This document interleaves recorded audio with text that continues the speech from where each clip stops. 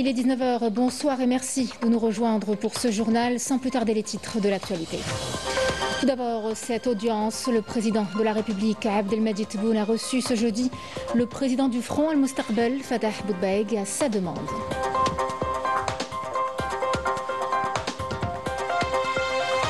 À New York, l'Algérie monte au créneau au sein du groupe des 77. Le ministre d'État Ahmed Attaf appelle à une Union africaine plus efficace. Pour le ministre, il est essentiel que les pays en développement soient justement représentés dans les institutions internationales.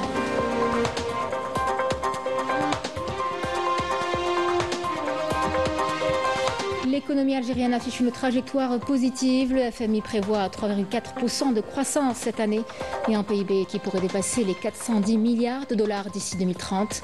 Réforme, nouvelle loi sur l'investissement et partenariat public-privé, autant de mesures qui donnent solidité et diversité à notre économie.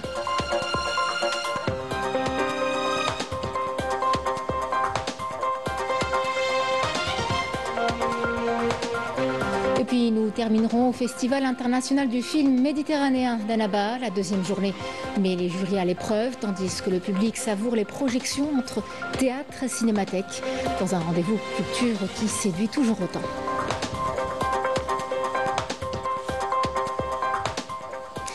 Mesdames, Messieurs, bienvenue à vous.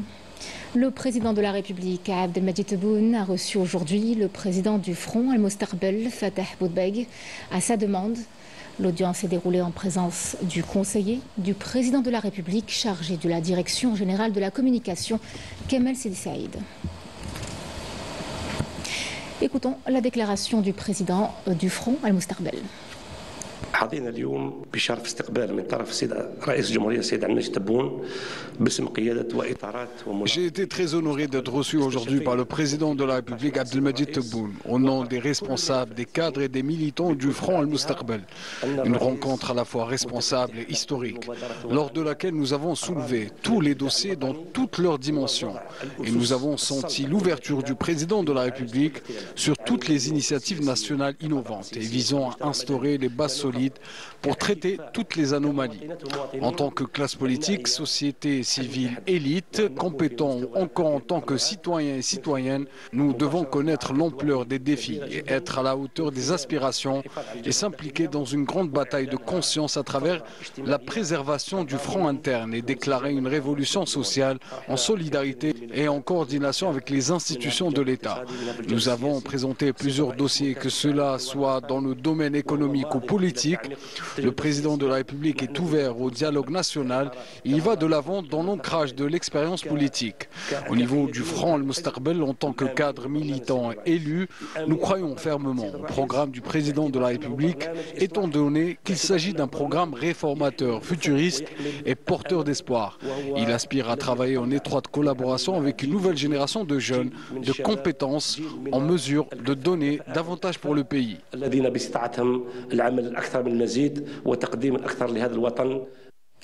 Le Premier ministre Seif Riyeb a présidé ce jeudi au palais du gouvernement une réunion du gouvernement pour dédiée à préparer concrètement l'application des instructions du président de la République formulées lors du Conseil des ministres tenu le 21 septembre dernier.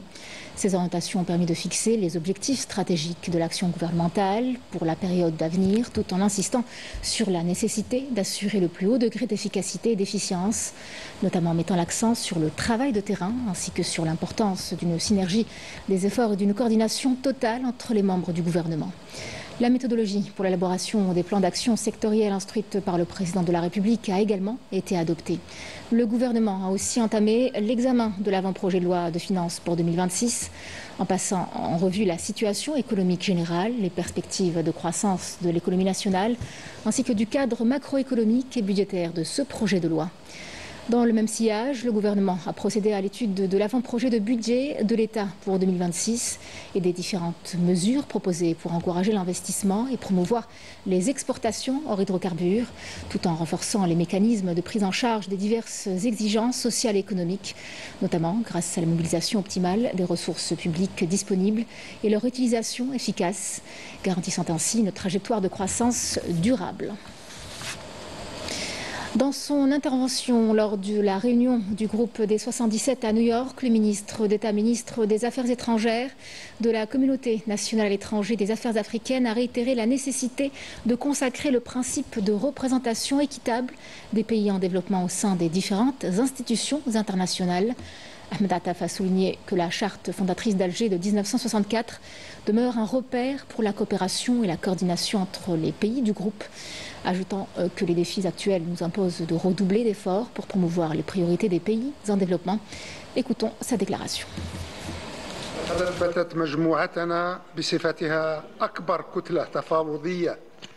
Notre groupe, en tant que plus grand bloc de négociation au monde, a démontré que la charte d'Alger de 1964 demeure un modèle de coopération et de coordination pour nos pays. Partant de ce principe, les défis actuels nous imposent de redoubler d'efforts pour mettre en avant les priorités des pays en développement. Tout d'abord, dans le domaine du développement durable, il convient de réaffirmer notre position unifiée, telle qu'exprimée lors de la conférence des Nations Unies sur le financement du développement. Deuxièmement, dans le domaine de la gouvernance mondiale, nous devons réitérer nos revendications visant à une représentation équitable des pays en développement au niveau des différentes instances mondiales.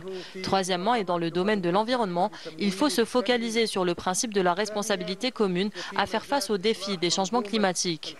Quatrièmement, et concernant le transfert de technologies et des connaissances, nous sommes tenus d'adopter des mesures concrètes à même d'assurer l'intégration des pays en développement.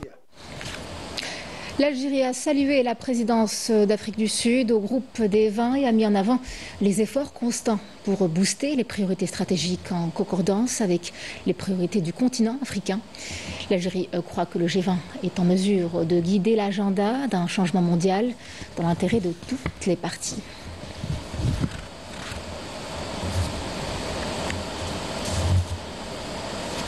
Nous vous en parlions également en titre. L'Algérie monte au créneau à New York pour l'Afrique. Le ministre d'État, ministre des Affaires étrangères et des Affaires africaines a souligné la nécessité d'une Union africaine plus efficace, capable de prévenir et de régler les conflits avant qu'ils n'explosent, avec le terrorisme qui reste la première menace.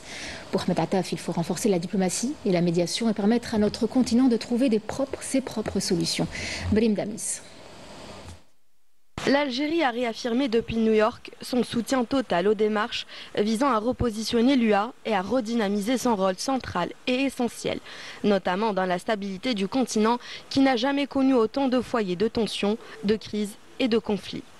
Dans son allocution au sommet du Conseil de paix et de sécurité de l'UA, tenu en marge des travaux de l'Assemblée générale des Nations unies, le ministre des Affaires étrangères a justement affirmé que le terrorisme est devenu la principale menace pour la paix et la sécurité en Afrique, avec l'augmentation effrayante de 400% du nombre d'attaques terroristes enregistrées.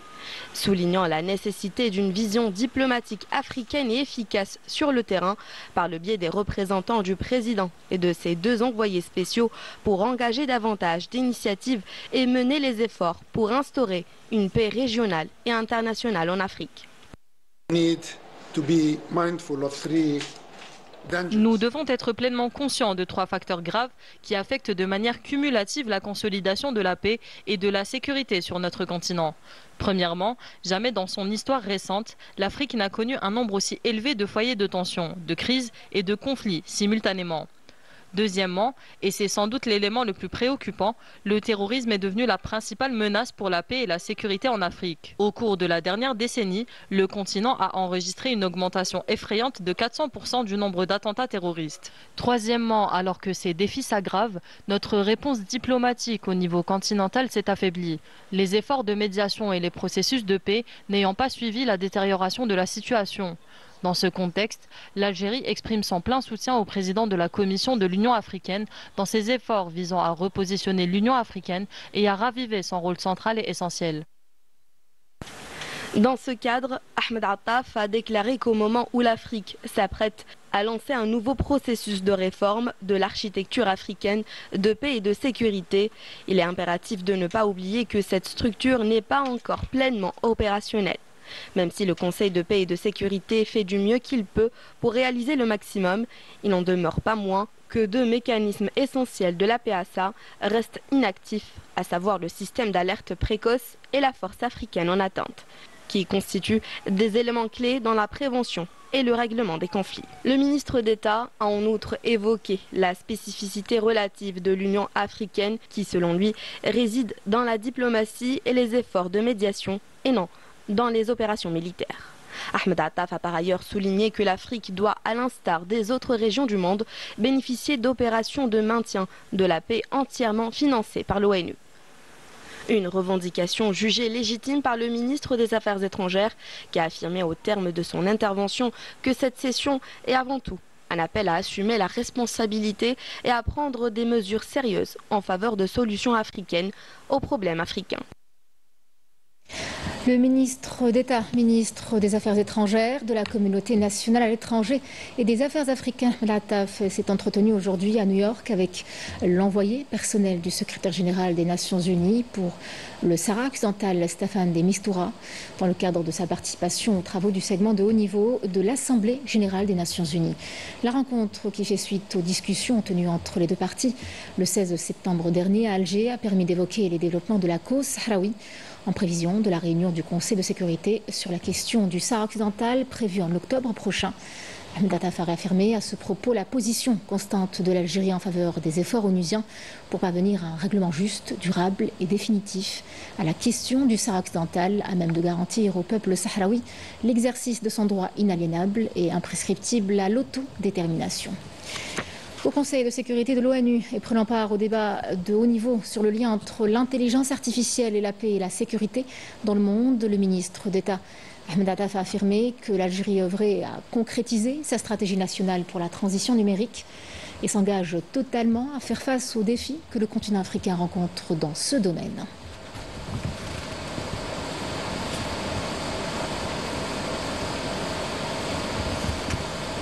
Et puis lors de cette 80e session de l'Assemblée générale des Nations Unies qui s'est tenue à New York, le ministre du Travail, de l'Emploi et de la Sécurité sociale, Abdelhak Saihi, a présenté le plan national climat pour la période 2020-2030. L'Algérie s'est engagée dans l'élaboration de ce plan en tant que stratégie efficace alignée sur ses priorités nationales, tout en tenant compte de ses engagements internationaux, conformément à la Convention cadre des Nations Unies sur les changements climatiques, aux accords et protocoles qui en découlent. C'est ce qu'a indiqué le ministre Saihi dans son intervention lors de la deuxième séance des travaux de cette session à laquelle il participe, chargé par le président de la République. Abdelhak Saihi a également précisé que la contribution nationale s'est articulée autour de plusieurs domaines pour renforcer les mesures de réduction des émissions de gaz à effet de serre et d'adaptation au changement climatique, ce qui s'est concrétisé à travers les programmes nationaux tracés, au premier rang desquels figure le projet de reconstruction du barrage vert, qualifié de projet écologique de référence au niveau régional et international.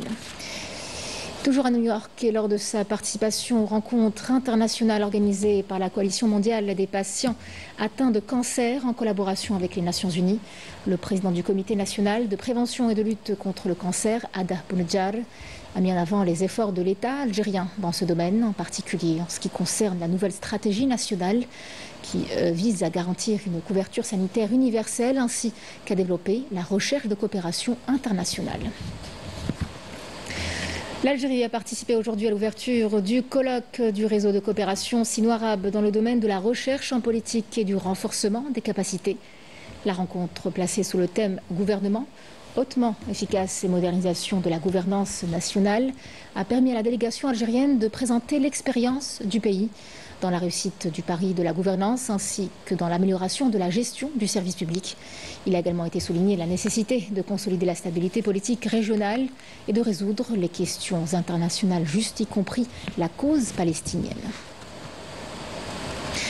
L'économie algérienne est sur de bons rails. La croissance devrait atteindre les 3,4% cette année et le PIB pourrait bien passer de 160 à plus de 410 milliards de dollars d'ici 2030. Des chiffres du Fonds monétaire international, derrière lesquels de nettes avancées ont été constatées. Les nouvelles lois sur l'investissement montrent que l'Algérie modernise son cadre économique, tandis que les partenariats publics-privés renforcent la solidité du système. Des mesures qui ouvrent en tout cas la voie à une économie plus diversifiée et résiliente. Raouf Hamouch. Dans son rapport, le FMI constate que le PIB exprimé en milliards de dollars progresse fortement. L'Algérie pourrait voir son produit intérieur brut plus que doubler d'ici 2030. Une progression qui illustre un tournant majeur au moment où le pays ambitionne de rejoindre le cercle des économies émergentes. De 160 milliards de dollars en 2020, le PIB dépasserait les 411 milliards en 2030. Une hausse de 155% en 10 ans, traduisant une expansion remarquable de l'économie nationale. Dans cette constellation de bouleversements géopolitiques, économiques et industriels, l'Algérie est en train de prendre le train de la modernité en marche avec énormément d'efforts qui sont consentis pour, encore une fois, faciliter l'acte d'investir, mais aussi encourager l'effort et soutenir la croissance des entreprises, qu'elles soient du secteur public ou du secteur privé. Le rapport salue les avancées enregistrées, telles que la nouvelle loi sur l'investissement, la modernisation du secteur bancaire et le partenariat public-privé. Autant de leviers pour diversifier une économie encore dépendante des hydrocarbures. Le FMI qui rappelle que le PIB par habitant devrait culminer en 2025 avant de stagner légèrement. Un rappel que la croissance doit se traduire dans le quotidien des Algériens. C'est un rapport qui est encourageant, mais qui doit nous pousser à davantage d'efforts pour poursuivre notamment un deuxième train ou un troisième train de réforme pour, encore une fois, accompagner le développement économique de l'Algérie avec un objectif précis qui est de faire entrer définitivement notre pays dans le grand concert des nations et notamment des nations émergentes. Avec un objectif présidentiel fixé à 400 milliards de dollars d'ici 2027 et des projections internationales qui confirment cette ambition, l'Algérie avance à grands pas vers son statut de pays émergent à condition de garder le cap des réformes. Le ministre de la Communication, Zouhair Bouamama, supervisé aujourd'hui aux côtés de la représentante du Fonds des Nations Unies pour l'enfance, le lancement d'un atelier de formation sur le rôle des médias dans la protection des droits de l'enfant, en présence des directeurs des institutions médiatiques nationales et de nombreux journalistes. Enterrement aujourd'hui au cimetière de Baba Hassen du journaliste Ahmed Ben Yacoub, décédé hier à l'âge de 78 ans. L'enterrement a eu lieu aujourd'hui au cimetière de Baba Hassen en présence de plusieurs personnalités nationales, des amis et des membres de la famille du défunt.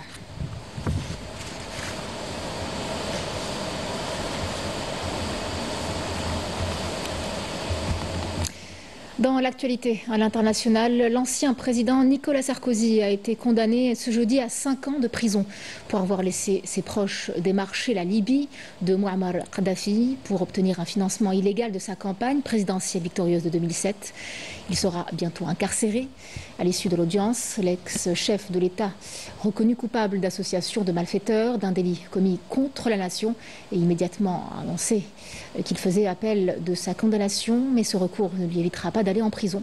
Il sera convoqué le 13 octobre prochain pour connaître la date de son incarcération. La mise sous écrou doit théoriquement intervenir dans un délai de 4 mois à compter de cette convocation, mais Nicolas Sarkozy sera incarcéré dans un délai relativement proche. Dans la foulée, le parquet national financier a annoncé qu'il ferait également appel de la décision du tribunal.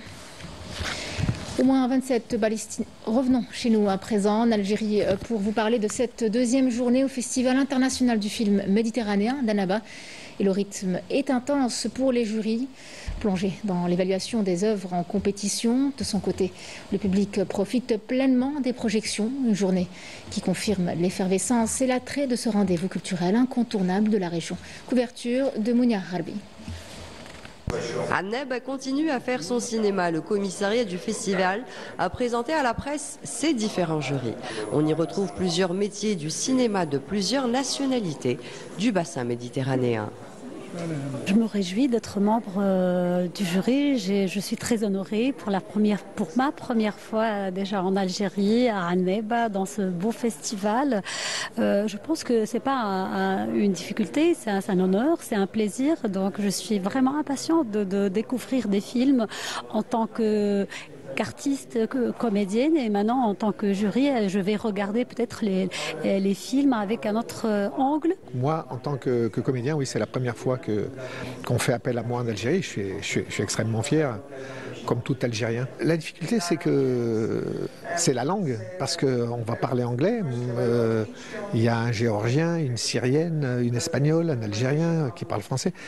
Alors moi, je ne connais pas encore vraiment les autres membres du jury, donc je ne connais pas leur sensibilité. On va découvrir ça. C'est ma première fois en tant que jury en Algérie, bien sûr. Je suis très honorée, très contente. Je fais partie d'un jury de courts-métrages. Les courts-métrages, ça me tient bien à cœur, parce que moi, j'ai fait beaucoup de courts-métrages. Je prépare un bientôt, que j'espère va être aussi à Annova, pourquoi pas. Pour la partie film, l'invité d'honneur, l'Espagne, nous propose un long métrage intitulé White Valley, Black Rooster, du réalisateur Alex Galán.